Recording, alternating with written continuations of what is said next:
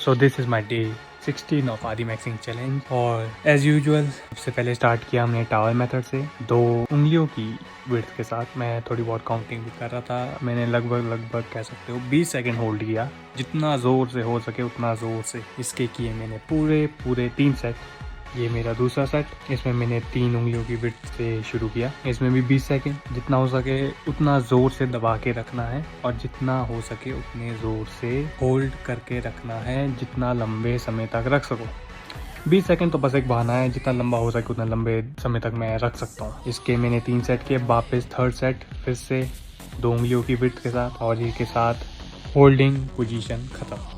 अब 3 सेट के बाद मैंने टावल को थोड़ा चबाना शुरू किया ताकि मेरे जॉ मसल्स, मेरे ये साइड के जॉ मसल और मेरे टेम्पोरियल मसल्स अच्छे से एक्टिवेट हो सके। मैं चबाते गया दोनों तरफ से, दांतों के दोनों दाढ़ों की तरफ से और फ्रंट टीथ से भी। अब बारी आती है बोन स्मैशिंग की।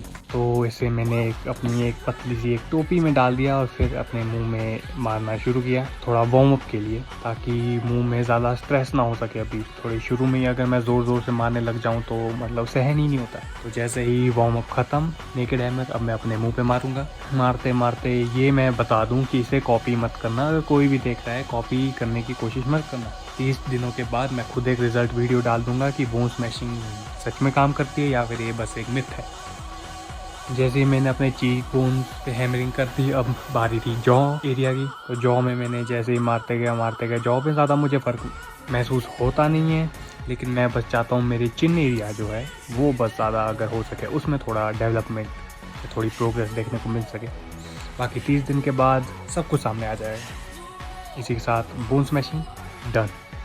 बोन स्मैशिंग के बाद सीधा थंब पुलिंग पे आते हैं। मेरा थंब पुलिंग करने का तरीका थोड़ा अलग है। मैं लेट कर अपने दोनों थम्स को अपर पैलेट के साथ फॉरवर्ड ग्रोथ के लिए ऊपर की तरफ खींचता हूँ और इसके मैं लगभग 3 सेट करता हूँ। और वही सारे के सारे 3 set minimum 15 second, maximum 30 second. ये अब हर एक आदमी के हिसाब से है। मैं थोड़ा इसे 20-25 सेकेंड तक ले जा सकता हूँ, होल्ड रख सकता हूँ, वो भी एकदम फुल एक्सपेंशन या फिर कह सकते हो फुल फोर्स से। इसके मैंने टोटल 3 सेट किए और 3 सेट में ये ध्यान रखना रेस्ट लेना ज़रूरी है, क्योंकि अब आपकी अपर पैलेट से ज़्यादा प्रेशर आपके हाथों में पड़ता है और हाथों में काफ़ी दर्द हो सकती है इसे करते हुए। तो मैं बस रिकमेंड करूँगा कि कोई मत करना अभी तक, जब तक मैं इसके ऊपर एक डिटेल वीडियो ना बना दूँ। इसके 3 सेट करने के बाद थंब पुलिंग डन।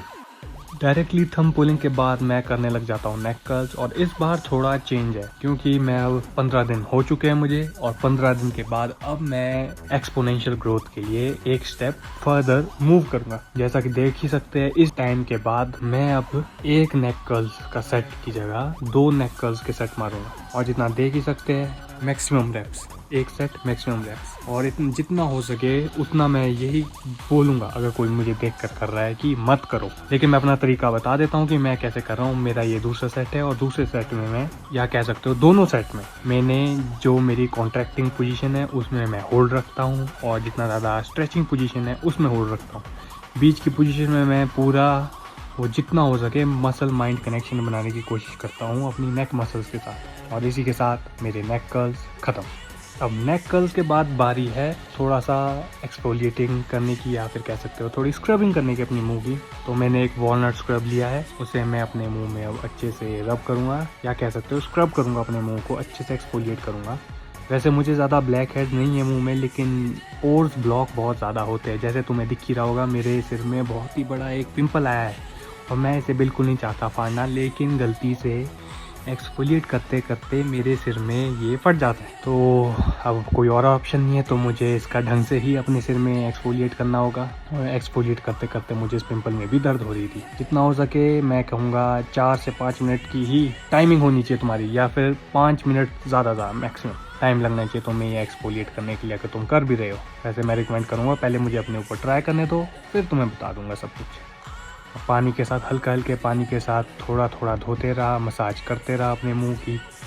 और इसी के साथ अब धोने के लिए सर्दियों के एकदम ठंडे पानी, एकदम बर्फीले पानी के साथ धोने के बाद अब बारी आती है इसे थोड़ा सुखाने की। और मैं ये बता दूं, मैं अपने मुंह में टॉवल रगड़ नहीं रहा हूँ, बस जेंटली टैप कर रहा हूँ जहाँ जहाँ मुझे गीला लग रहा है। और रब मैं सिर्फ ये दाढ़ी वाले एरिया, बियर्ड एरिया में कर रहा हूँ, क्योंकि यहाँ से थोड़ा पानी निकलना थोड़ा मुश्किल होता है। तो बस हल्की सी रबिंग बियर्ड एरिया में, चिन एरिया में और थोड़ा आईब्रोज में, और फिर उसके साथ ऑल सेट।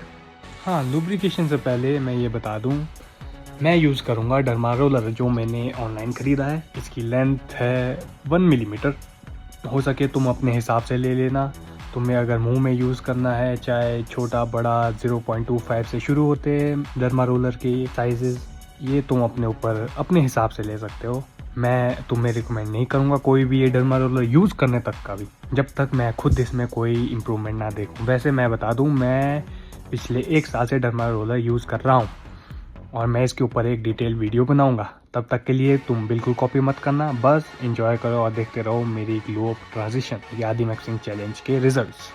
इसी के साथ मैंने अपना थोड़ा बियर्ड एरिया में, अपने चिन एरिया में और मुस्टैच एरिया में, मूंछों की जगह इसे रब किया, और साथ ही साथ मैंने आईब्रोज में भी इसका यूज़ किया डर्मा रोलर। और ये मैं बता दूं, बहुत ही ज़्यादा पेनफुल है, हद से ज़्यादा। और मैंने, तुम्हें पता ही है, अपने हेयर लाइन के एरिया में भी यूज़ किया इसे। अपनी हेयर लाइन में यूज़ करने से बहुत ही ज़्यादा दर्द हो रही थी इसे। पता नहीं क्यों मुझे बार बार छींक आ रही थी, और ये बहुत ही ज़्यादा मेरे लिए नॉर्मल है। मुझे ये छींक आती रहती है जब मैंने ये डर्मा रोलर यूज़ किया है अपने मुँह में। डर्मा रोलिंग करने के बाद अब बारी है लिम्फेटिक ड्रेनेज, या फिर कह सकते हो मुंह जो इतना ड्राई हो चुका है अच्छे से एक्सफोलिएट करने के बाद, थोड़ा लुब्रिकेशन की, ताकि मुंह में हाइड्रेशन बनी रहे।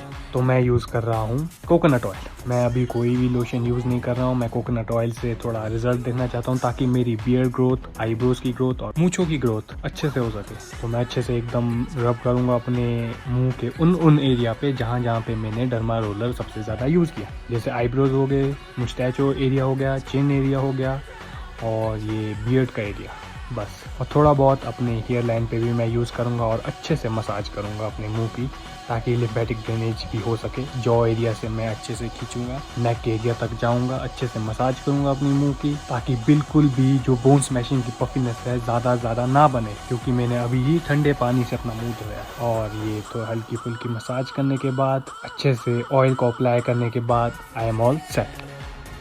इसी के साथ ख़त्म होता है डे 16। मिलते हैं अगले दिन।